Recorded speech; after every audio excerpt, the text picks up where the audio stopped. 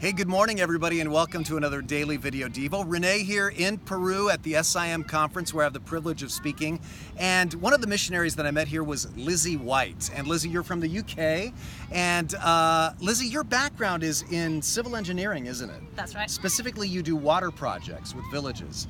And one of the reasons I wanted to talk to Lizzie is because what she does working with villages so that they can have pure water, it's not what people think of when they think of missionaries, right?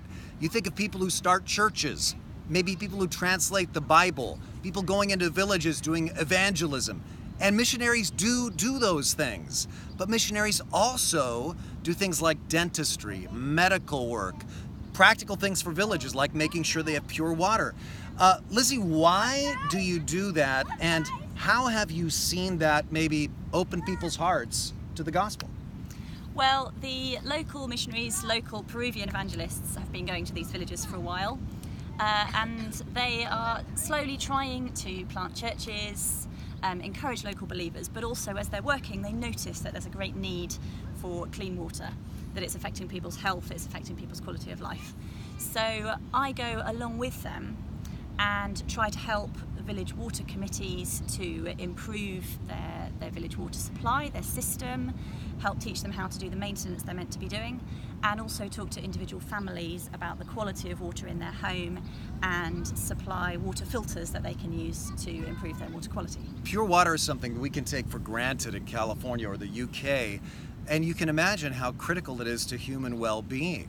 Now, one of the principles we talk about at Twin Lakes Church is that good deeds eventually, in the long run, in a community, lead to goodwill that leads to an openness toward the good news. It's good deeds that can lead to goodwill to the good news. And you've already begun to see that happening a little bit in your villages, haven't you? How so? Yes, in some of the villages there's a lot of resistance to the gospel, a lot of opposition to the church. We've been told in some villages that it's our fault that there's no rain to grow the crops because of the new message we've been bringing. But the work that I do and that one of my colleagues does with dental work as well is really helping people to see that the church is there to be a blessing to the community. So we have seen attitudes change, seen the evangelists start to be more welcome, and started to see some families as well start to come to the church or come to the church more regularly. And I can't say that that's specifically because of my work, but it's great to be a part of that whole project.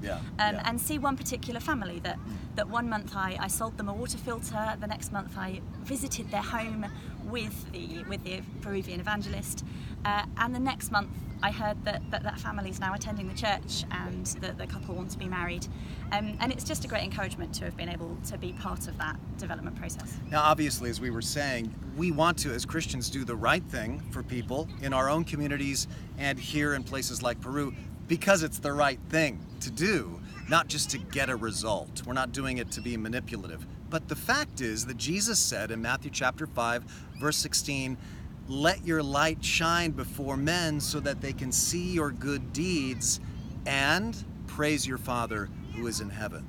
So here on the foreign field and right there in Santa Cruz or wherever you live, good deeds lead to goodwill toward the good news. So look for ways to plunge into your world with acts of kindness today, and you'll be doing your part to open hearts.